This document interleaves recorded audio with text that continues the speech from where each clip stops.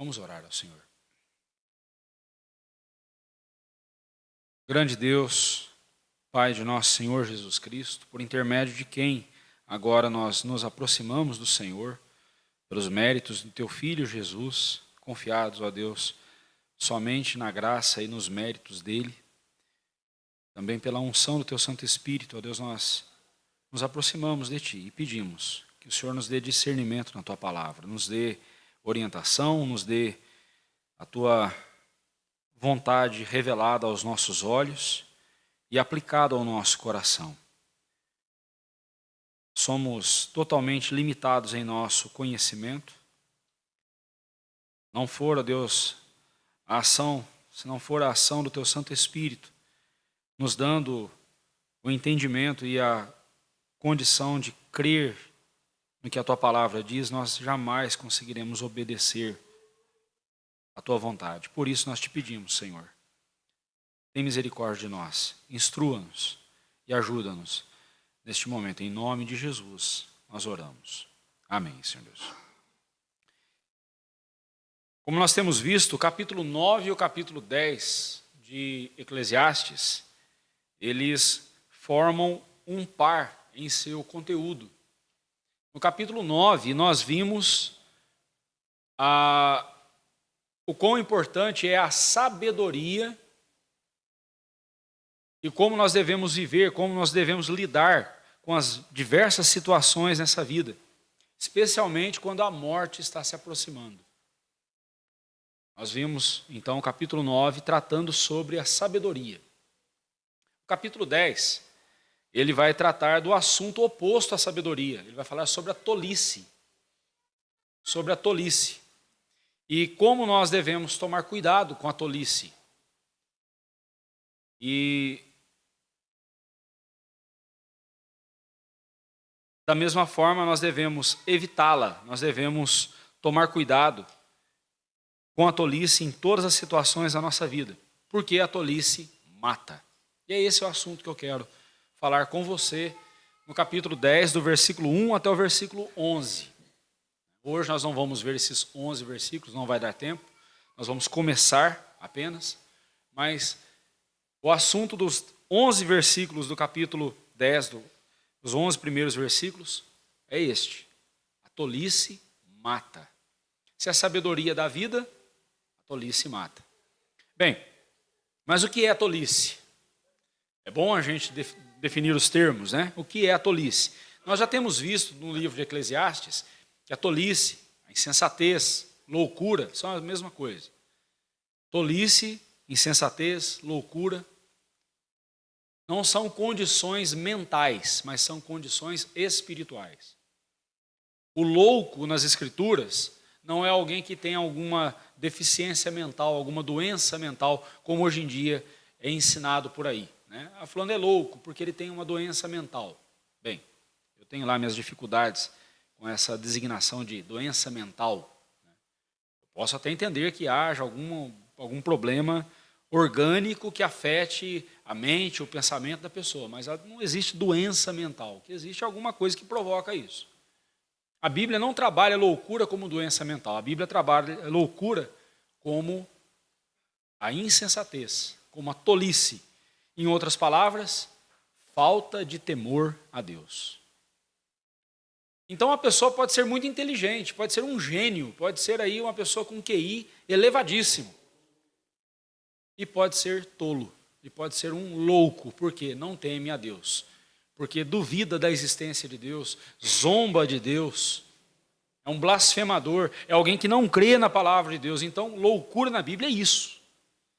Alguém que não crê, ou alguém que mesmo admitindo a existência de Deus, zomba de Deus. Ao passo que sabedoria nas Escrituras não é alguém muito inteligente, com o QI elevadíssimo. Sabedoria é um coração reverente na presença de Deus. Um coração que teme a Deus. Um coração que em cada ação, cada pensamento, cada palavra dele, ele procura honrar a Deus, ele procura glorificar a Deus, exaltar o nome do Senhor. Isso é sabedoria. Um coração que busca o discernimento da palavra de Deus para agir, e agir de forma que Deus seja glorificado. O sábio, segundo as Escrituras, não é alguém que está buscando sucesso financeiro, sucesso do reconhecimento, da fama, nada disso. O sábio não é aquele que sabe de todas as coisas também, que sabe se safar de todas as dificuldades. Não. O sábio nas Escrituras, segundo as Escrituras, é aquele que teme ao Senhor. Não é à toa que a Bíblia diz que o temor do Senhor é o princípio da sabedoria. A pessoa começa a trilhar o caminho da sabedoria quando ela dobra os seus joelhos diante de Deus, queda-se diante do Senhor e teme ao Senhor. E temer a Deus, nós já vimos que também, além de ser uma atitude de medo mesmo, nós precisamos temer a Deus mesmo, porque horrível coisa é cair nas mãos do Deus vivo.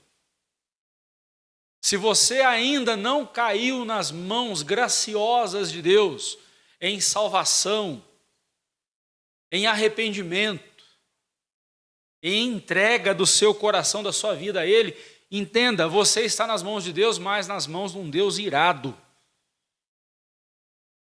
Você é filho da ira de Deus.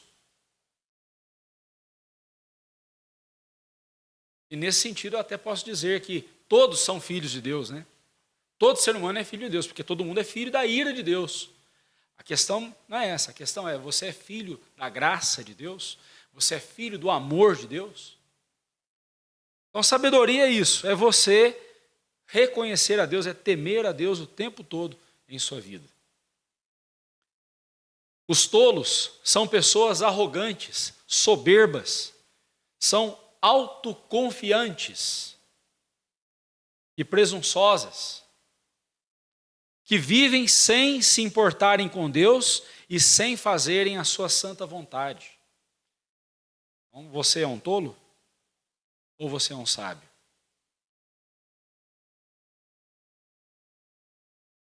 Philip Hayek, ele diz o seguinte: o tolo, por sua vez, é caracterizado por sua desobediência impulsiva, uma arrogância egoísta e um desrespeito irrefletido pela santidade de Deus. Ou seja, todo pecado é um desrespeito à santidade de Deus. Toda vez que eu peco e não me importo com isso, e não me importo em ter pecado, e não me sinto mal, ou não busco arrependimento e o perdão de Deus, eu estou desrespeitando a santidade de Deus. Você consegue ver algo mais perigoso do que isso? Por isso que a gente não pode brincar com o pecado, irmãos. O pecado não é só uma coisa que faz mal a nós. O pecado é algo que ofende a santidade de Deus. E Deus deixa bem claro, a minha glória eu não dou a outra pessoa, a minha glória eu não dou a outrem. Eu não divido a minha glória com ninguém. E quando nós pecamos, nós não estamos só ofendendo a glória de Deus, nós estamos de alguma forma roubando a glória de Deus. Seja qual for o pecado. Seja qual for. Desde aqueles mais socialmente aceitáveis, né? Como, por exemplo, a ira, a preocupação pecaminosa, a ansiedade. Há aqueles pecados socialmente inconcebíveis, aqueles que só de a gente ouvir falar a gente se arrepia, assim, meu Deus, como pode alguém cometer um pecado desse? Mas eu não sou nem um pouco diferente. Aos olhos de Deus, se eu não estou em Cristo, eu sou um pecador indo para o inferno. Pronto. Seja qual for o pecado que eu tenha cometido.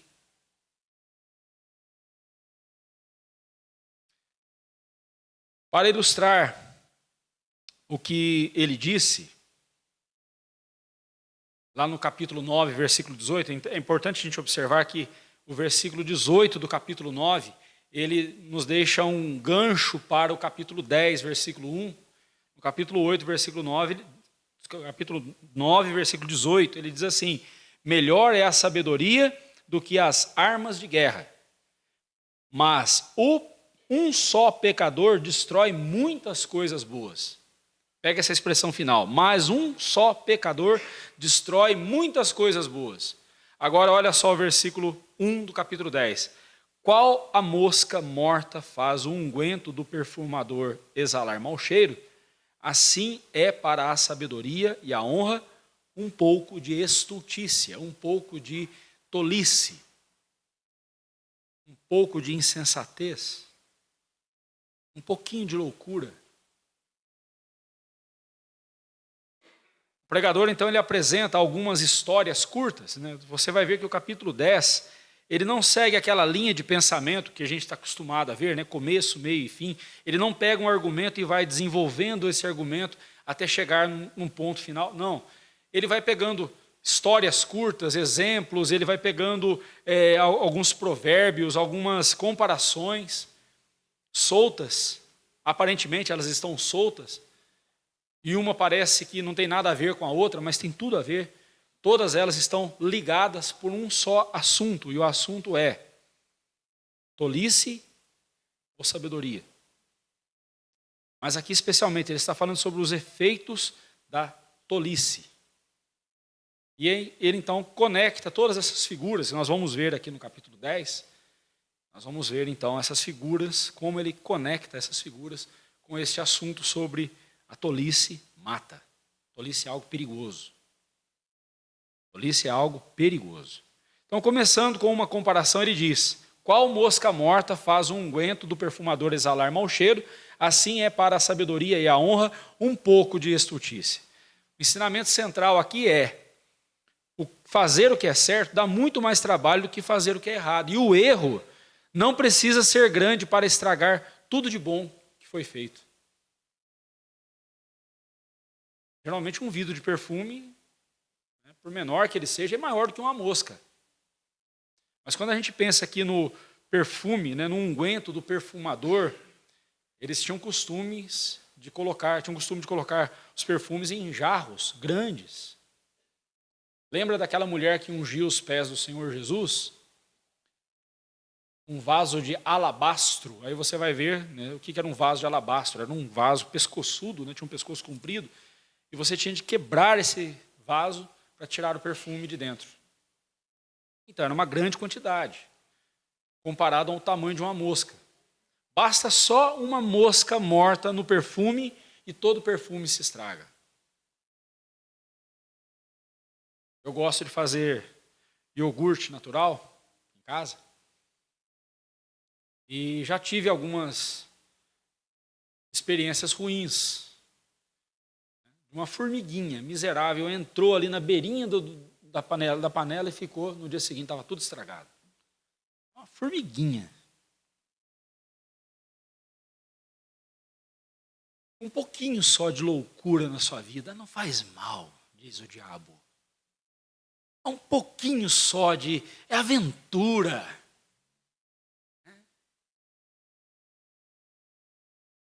O casal está numa vida monótona e um diz para o outro: vamos apimentar a nossa relação. Você já sabe o que eu quero dizer com isso. E aí eles dão vazão à carne e destroem ainda mais o casamento. Um pouquinho só de loucura. O jovem no seu carrão ou na sua motona, um pouquinho só de velocidade a mais pode ser fatal. Um pouquinho só de pornografia. Quem que não vê, né? Quem que nunca viu? Um pouquinho só de pornografia. Foi só uma mentirinha que eu contei. Mas quem que nunca mentiu, né, irmão Marcelo? Todo mundo mente, né? Só dessa vez eu vou dar mais um gole de bebida. Diz o alcoólatra. Só dessa vez eu vou usar mais uma dose de droga na minha veia. Só dessa vez, só mais um pouquinho. E até dizem, né? Vou ficar louco só essa vez. Quanto de insensatez você precisa para estragar toda a sua vida? Quanto de insensatez você precisa ter? Quanto de estultícia? A palavra estultícia também pode ser traduzida por burrice, falta de conhecimento, mas não só falta de conhecimento por não ter tido oportunidade. Falta de conhecimento porque você é burro mesmo, você não entende, não entra na sua cabeça. Essa é a ideia. Você é uma anta de galocha, como se diz. Essa é a ideia. Burro mesmo.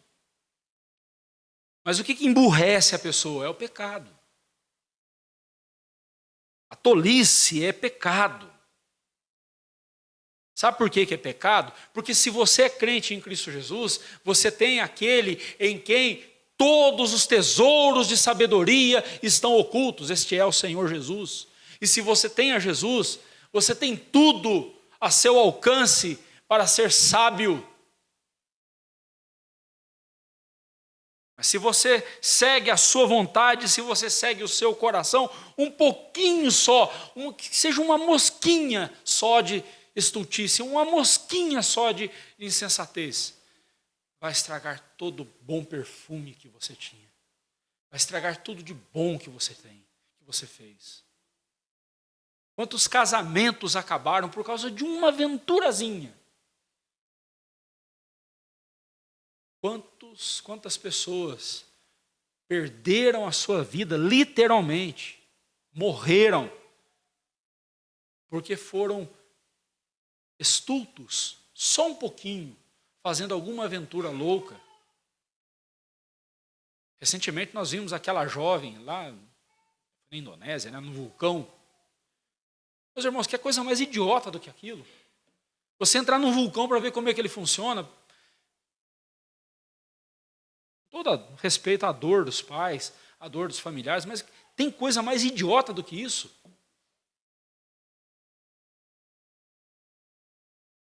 Esporte radical. O camarada vai subir uma pedreira só com as unhas, só com as garras. Não é gato. Você não tem asas. Se você cair de lá, você já era. É cada ideia que... Eu vou superar os meus limites. O seu limite é o chão, viu? Fica esperto. Se você está lá em cima, o seu limite é o chão. Cuidado. E você não tem asa para voar. Fica esperto. Entra num balão aí, né? Assim, com a capacidade já excedida. Eu acho legal, eu acho interessante, né? A tecnologia e tal, mas cá para nós, um balão. Tem um fogareiro aqui embaixo, aqui soprando ar quente. Debaixo de um pano, fogo e pano. Ah, meu Deus do céu, tem que ser muito louco para entrar num lugar desse mesmo. Né? Acontece aquele desastre como que aconteceu. Volto a dizer, não estou aqui ridicularizando a dor dessas pessoas. Mas a gente precisa olhar para os idiotas, olhar para os estultos e não fazer igual, que isso é estultícia.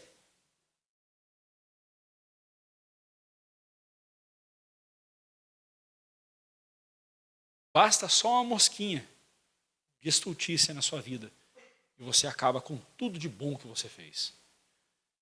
A impressão que o pecado é mais forte do que a graça, né? Mas não é. A Bíblia vai dizer para nós que onde abundou o pecado, superabundou a graça.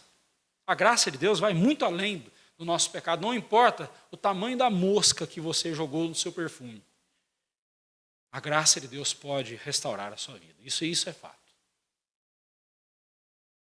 Mas somente Deus pode fazer isso. Mas não brinque com o pecado. Lembre de Sansão. Sansão vivia brincando com o pecado, se achava forte, né? E ele era forte. Mas quando que Sansão era forte? Quando o Espírito Santo tomava Sansão e o usava em uma obra específica. Não houve uma única vez em que Sansão demonstrou força física sem que o Espírito Santo tivesse se apoderado dele e usado ele. Era o Espírito Santo que dava força a Sansão. Mas Sansão foi brincando com o pecado, foi quebrando um voto após outro, foi desprezando, e voto é coisa séria, nós temos visto isso na nossa leitura confessional, e nós temos visto sobre os votos, os juramentos, conforme o capítulo 22 da Confissão de Fé. Você vê como que é sério um juramento, como que é sério um voto. E Sansão foi quebrando, porque foi brincando. Sansão não pôs só uma mosca no perfume dele, ele pôs um enxame. como acabou. Coisa triste a vida de Sansão. Tinha tudo para ser alguém que deixaria o seu nome na história como um grande homem de Deus. Mas quando a gente olha a história de Sansão, meu Deus, ele tinha tudo para ser o que não foi. Mas quantas vezes a gente faz o mesmo? Quantas vezes o mesmo não acontece conosco, não é mesmo? Quem nunca teve um momento de insensatez, diz o insensato, né? Mas quem nunca pecou, não é mesmo? Todo mundo pecou, todo mundo peca, por que eu também não posso? Isso é insensatez.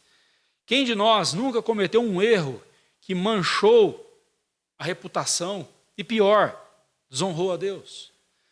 Walter Kaiser Jr., ele afirma que aqui Salomão não está tratando meramente com deslizes eventuais em nossa vida, mas sim sobre a tendência do predomínio da loucura sobre a sabedoria honrosa. O que ele quer dizer com isso?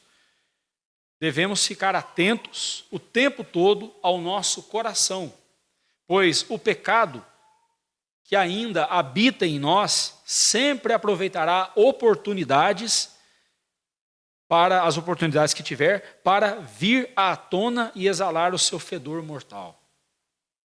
Salomão aqui, ao usar essas figuras no capítulo 10, ele não está apenas falando de equívocos que a gente comete, ou ações desatentas que podem trazer algum prejuízo para nós. Ele está mostrando para nós o seguinte: a natureza humana, ela tem como característica o predomínio da estultícia, da insensatez sobre a sabedoria. Não brinque, o seu coração é desesperadamente corrupto. Ele é enganoso.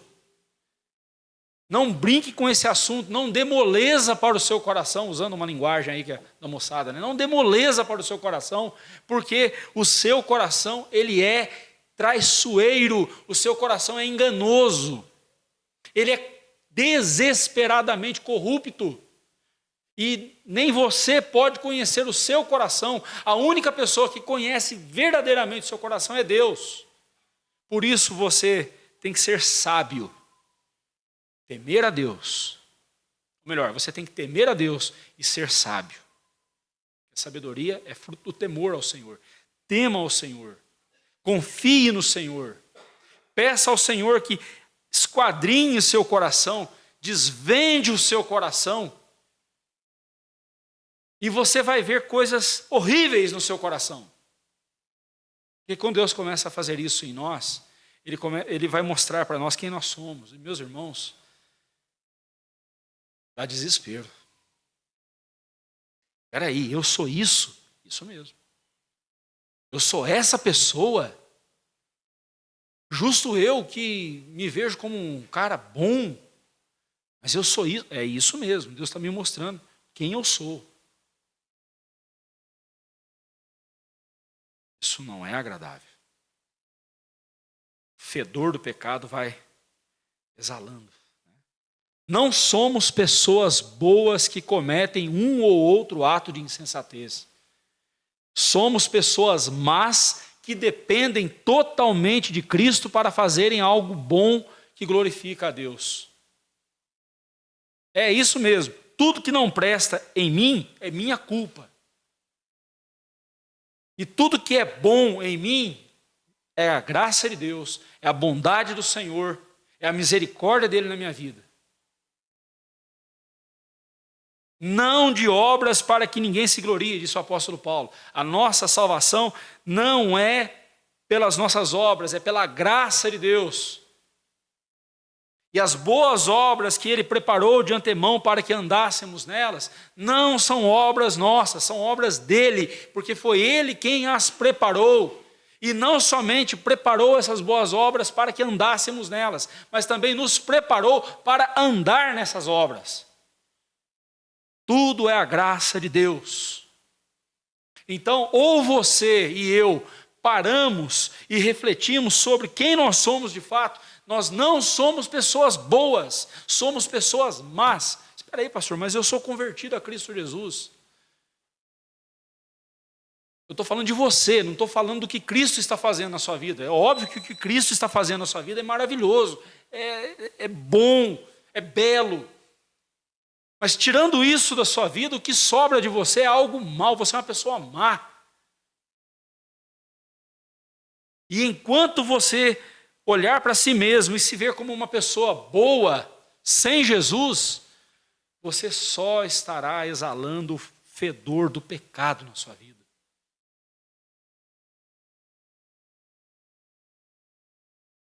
Não somos pessoas boas que cometem um ou outro deslize. Somos pessoas más que dependem totalmente da graça de Cristo para fazerem algo que glorifica a Deus. E que por isso mesmo nós precisamos ficar atentos o tempo todo com o nosso coração, sempre investigando as nossas motivações, as nossas intenções, os nossos desejos. E ao menor sinal de insensatez que nós percebermos em nosso coração, nós devemos agir com severidade, agir com os recursos que Deus nos deu e nos dá para não pecarmos contra Ele. Pois bastará um pouquinho só de pecado, um pouquinho só de insensatez, e todo o conteúdo da nossa vida se estragará. E todo o conteúdo, todas as nossas obras, todas as nossas ações serão botadas a perder. Vão por água abaixo. Essa figura é ainda mais impressionante se compararmos o tamanho, como eu disse, o tamanho de uma mosca com o tamanho de um vidro de perfume. Basta só um pecado destruir a sua vida. Não bastou só um pecado de Adão e Eva comendo o fruto proibido para jogar toda a raça humana,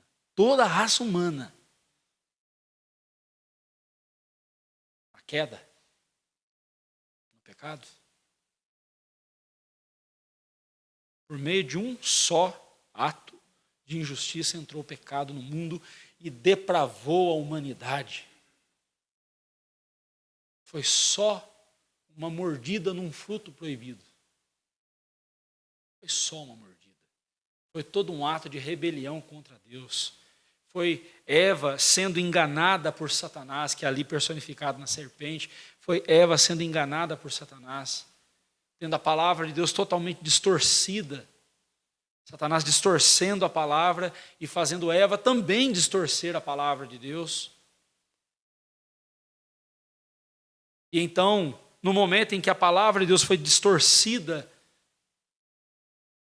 nos ouvidos de Eva, a Bíblia diz que a partir daquele momento, a concupiscência dos olhos, a concupiscência da carne e a soberba da vida moveram o coração de Eva à desobediência. E ela foi, comeu o fruto. E depois deu ao seu marido. E Paulo diz algo muito profundo sobre isso. Paulo diz assim, olha, não foi Adão que foi enganado, foi Eva. Lá em 1 Timóteo 2,15. E aí, as feministas de plantão na igreja, né, infelizmente tem essa desgraça na igreja, assim como tem machistas também, mas as feministas cristãs, não sei se tem como ser, né, mas dizem que são. Está vendo só? Paulo era um machista. Está vendo só? Não foi só Eva que pecou, foi Adão também. Mas ele diz que foi Eva que foi enganada. Nesse texto, Paulo está sendo até misericordioso com a mulher. Ele diz, olha, não foi... Eva foi enganada, Adão não. Adão pecou deliberadamente. Adão pegou, tomou o fruto e comeu deliberadamente. Adão não teve nenhum minutinho de conversa com a serpente. Ele simplesmente foi e pegou deliberadamente. É como se Paulo estivesse dizendo, para Eva a gente ainda dá um desconto, porque Satanás é astuto e enganou a pobre Eva. Mas o Adão não. Ele foi e comeu deliberadamente, como se Paulo estivesse dizendo isso. Então, se alguma feminista vier com essa lorota para cima de você, ensine ela a interpretar a Bíblia, né? O que falta para esse povo é... Eu chego a pensar que é algo cognitivo mesmo, é inteligência mesmo. Mas vamos em frente. Cuidado com as coisas que parecem insignificantes e tolinhas. Isso é uma coisa tolinha, uma coisa boba. O mineiro gosta muito de usar essa expressão, né? Isso é bobeira, é bobo, né? Até se você for em Minas um dia, você já foi, eu creio, mas se você for lá e aí algum mineiro falava assim, bobo, não pensa assim não. Ele não está xingando você de bobo não, tá? É maneira de mineiro dizer mesmo, bobo, boba, não é assim não.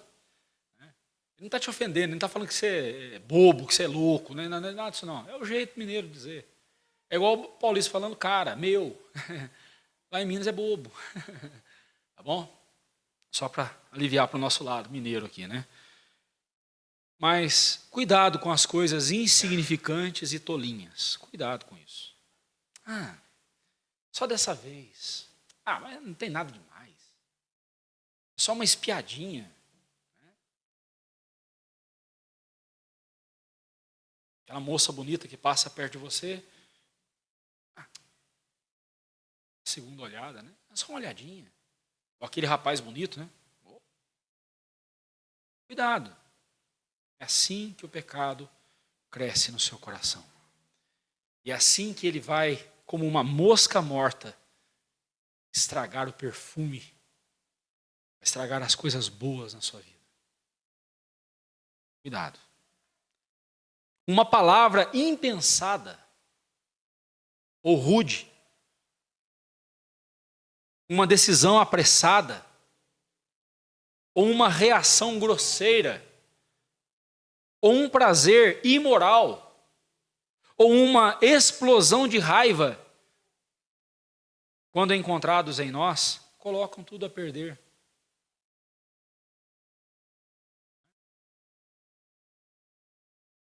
Às vezes uma atitude, uma palavra que a gente disse fora do lugar certo, da hora certa, do jeito certo, pronto, botamos tudo a perder. Foi só uma mosquinha posando ali. Botou tudo a perder. Muitos casamentos são destruídos por causa de um ato de infidelidade. Ou porque o marido é um cavalo grosseiro, estúpido. E às vezes até fisicamente, né?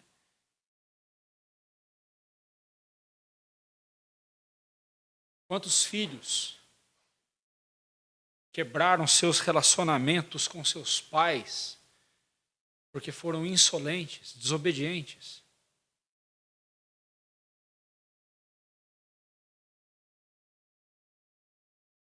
Mágoas e inimizades nascem de uma palavra torta e impensada.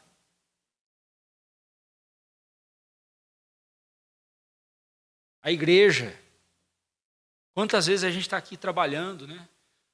Lutando, não só eu, mas outros irmãos trabalhando, lutando, e a igreja não vai, parece que está encravada. Não vai, não desenvolve, não cresce. A gente não vê, não falando de crescimento numérico só, não, isso é de menos. Isso é consequência do crescimento espiritual. Uma igreja que cresce espiritualmente, ela vai crescer numericamente, mas esse não é o objetivo. O objetivo é crescer em ações que glorificam a Deus. Quantas vezes a igreja, a gente está aqui trabalhando e vai e vem, mas a gente sabe de situações, de mágoas, de falta de perdão, de inimizade dentro da igreja. A pessoa chega atrasada, dá uma olhadinha para ver onde que o fulano está sentado. Aí está lá, então vou sentar aqui. Você acha que não tem isso aqui na nossa igreja? E eu quero dizer para você que está nessa situação, você está trazendo o juízo de Deus sobre essa igreja. Há pouco nós falamos sobre a ceia do Senhor. comer o pão indignamente, sem discernir o corpo de Cristo. E eu expliquei para você o que é isso, o que é comer indignamente sem discernir o corpo. Paulo está falando da igreja, ele não está falando do pão e do cálice, está falando da igreja, da comunhão dos irmãos. E nós precisamos entender que ser igreja de Cristo não é ser um grupo que se reúne uma vez por semana, canta alguns cânticos, ora junto e depois se abraça e vai embora e pronto, acabou. Não, isso não é, faz parte, mas não é só isso. Aliás, isso é só a ponta do iceberg, ou seria a cereja do bolo. Porque ser igreja de Cristo é carregar as cargas uns dos outros, como disse o apóstolo Paulo em Gálatas 6. É aquele que está vivendo na direção do Espírito Santo, em comunhão com Deus e com o Espírito Santo de Deus, com o Senhor Jesus Cristo. Olhar para o seu irmão que está faltando, para o seu irmão que está pecando, ou que está vivendo uma vida, ou cometendo algum erro, e amorosamente admoestá-lo e dizer: você está em pecado. Mas se esse irmão que está em pecado, ao ser admoestado, ele não lhe der ouvidos, se você é essa pessoa, entenda, você está trazendo o juízo de Deus sobre a igreja. Então tá bom, pastor. O senhor não me quer mais aqui, então eu vou para outro lugar. Não importa para onde você for, você será como essa mosca morta, trazendo fedor, estragando uma igreja. Sabe uma coisa que me dá tristeza, que eu vejo muito, especialmente numa cidade grande como Jacareí, São José dos Campos? O sujeito, ao saber que vai ser disciplinado porque está em pecado, ele vai e muda para outra igreja. Liso, ele vai, pede transferência e vai para outra igreja, aí não dá tempo de ser disciplinado. E vai para outra igreja. E vai para outra denominação. E assim vai. Entenda, não importa a igreja que você estiver, se for uma igreja verdadeira, é claro, né? Ela é parte do corpo de Cristo. Eu vou usar uma figura até bem nojenta, até. É como se fosse uma frieira saindo de um pé e indo para o outro. Está no mesmo corpo. Só mudou de pé, mas está no mesmo corpo. E é por isso que nós temos que examinar a nós mesmos, para ver se realmente estamos firmes em Cristo Jesus. É por isso que o apóstolo Paulo disse lá em 1 Coríntios 11, examine-se, pois, cada um a si mesmo. E nós precisamos fazer esse autoexame constantemente à luz da palavra de Deus. E o que encontrarmos em nós que estiver em desacordo com a palavra de Deus, nós devemos deixar. Mas entenda, meu irmão, essa igreja poderia ser muito melhor se você estivesse sendo muito melhor, um crente mais obediente. Essa igreja poderia estar ainda melhor do que já é. E aí eu quero abrir um parênteses aqui e dizer, não existe lugar mais gostoso para mim. Não existe lugar mais prazeroso para mim do que a igreja presbiteriana da Vila Pinheiro. Não existe. Se você me convidar para uma pescaria, e pergunta para o Paulo, pergunta para quem já pescou comigo, sabe quanto que eu gosto de pescaria. Se você me convidar para uma pescaria, me convidar para estar aqui com os irmãos, não é porque eu sou pastor da igreja não, tá, irmãos? Não tem lugar mais gostoso. Não tem restaurante mais gostoso do que o almoço que nós teremos daqui a pouco. Nós temos a prática de ter de vez em quando um almoço comunitário. Para mim não tem restaurante mais gostoso do que esse aqui. Estar com essa igreja é algo maravilhoso, mas poderia ser muito mais se cada um de nós examinasse a si mesmo, abandonasse o pecado, olhasse no olho de quem a gente está desviando o olhar e dissesse, me perdoa. E aquilo que você fez eu também te perdoo. Vamos em frente, vamos caminhar juntos.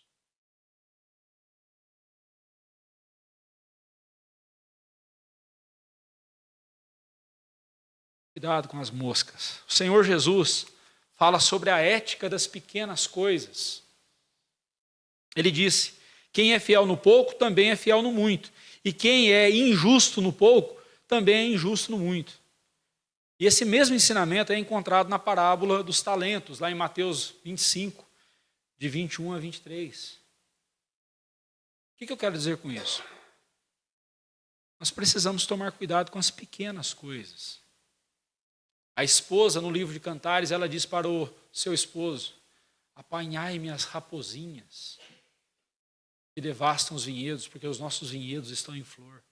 Ela não falou dos elefantes que entram na vinha e destroem a vinha. Um elefante entrando na lavoura, destrói a lavoura rapidinho, né? Mas ela falou das raposinhas. É comum, tanto os caninos quanto os felinos comerem mato. Né? Eu mesmo tenho em casa lá uma gatinha que eu acho que é uma formiga cabeçuda. Né? Qualquer planta que você põe lá, ela come. Vou pôr um cacto só para ver. Não, estou brincando, não vou fazer isso não. Mas é normal, isso é normal. Há quem diga que isso é um indício pré-queda ou pré-diluviano, quando os animais não comiam carne. Tem uma teoria sobre isso, né? Os animais não comiam carne, eles comiam, então ficou ali o resquício. Se fosse assim, todos os animais eram assim, né? Mas não é. Mas dizem os veterinários que é porque problema digestivo, eles vão lá e comem. Mas as raposinhas, elas comem o brotinho das parreiras, quando elas estão começando ali os brotos, né? Começando a soltar flor, para dar o fruto depois. As raposinhas, elas vêm e comem esses brotinhos. O que destrói um casamento não são os elefantes. Porque para os elefantes a gente está preparado. A gente vê um bichão daquele tamanho vindo na nossa direção, a gente sai correndo. Mas a raposinha a gente não dá nem atenção, né? São elas que destroem os vinhedos.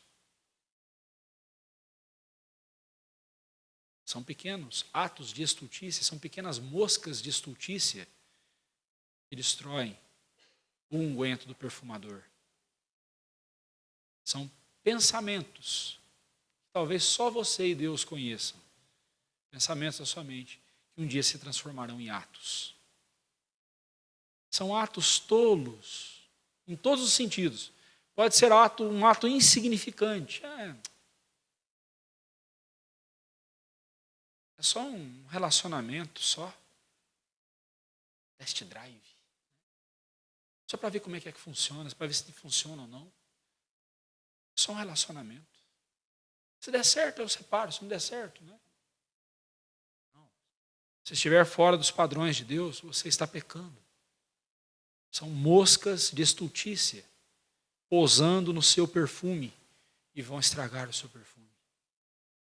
Cuidado com as pequenas coisas. Se você não cuida das pequenas coisas, pode ter certeza, as grandes coisas também passarão batido na sua vida.